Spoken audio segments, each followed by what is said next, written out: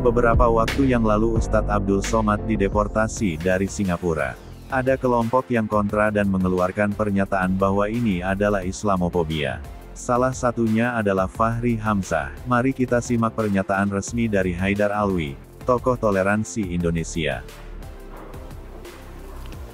Saya Haidar Alwi dari Haidar Alwi Institute ingin menegaskan pernyataan beberapa yang menamakan dirinya sebagai tokoh-tokoh Islam di Indonesia, semisal Fahri Hamzah dan lain-lain, yang menyatakan bahwa kejadian UAS ditolak di Singapura itu adalah karena Islamofobia.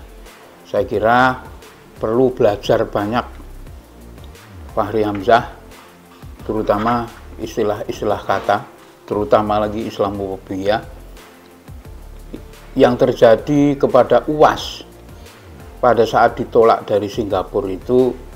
Rasanya kalau kita berpikir sehat, semua orang sepakat bahwa UAS memang harus ditolak dari Singapura, karena saya tahu persis Singapura itu damai, tidak ada kata-kata muncul, sekalipun kita nggak pernah dengar kata-kata kafir, kopar kafir, itu nggak pernah dengar itu di Singapura. Jadi, dan lagian setahu saya Singapura itu presidennya namanya Halimah Yacob, seorang Melayu yang taat Islamnya, berjilbab. Dan perlu kalian ketahui, wahai orang-orang setipe Fahri Hamzah, itu suami dari Halimah Yacob itu adalah namanya Muhammad Abdullah Al-Habsyi, seorang habaib tulen dari Hadramut. Kakek neneknya itu dari Hadramut, kakeknya itu dari Hadramut, Muhammad Abdullah Al-Habsyi. Saudara-saudara beliau itu, Muhammad Abdullah Al-Habsyi, suami dari Halimah Yacob, ini banyak di Indonesia. Ada terutama di Jawa Timur itu banyak banget. Habib di Jawa Timur itu sebagian besar itu masih keluarga dengan suami dari Halimah Yacob, Presiden Singapura.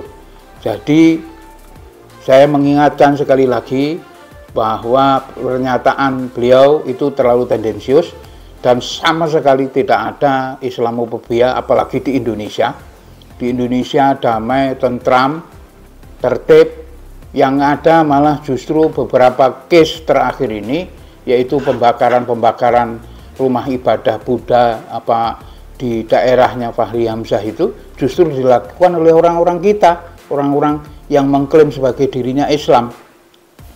Jadi sekali lagi saya minta kepada yang menamakan dirinya tokoh-tokoh Islam di Indonesia untuk berhati-hati menyikapi terhadap masalah-masalah yang berkembang saat ini, karena semenjak Pilkada DKI itu keterbelahan itu makin besar, dan takutnya nanti makin lama makin terbelah bangsa kita, dan makin lama makin terjadi perseteruan yang tidak sehat, sehingga masyarakat menjadi pure terbelah betul, dan ditakutkan nanti dimanfaatkan oleh orang-orang radikalisme, orang-orang intoleran, terus teroris. Itu mereka bisa memanfaatkan keterbelahan dari kondisi berbangsa bernegara saat ini.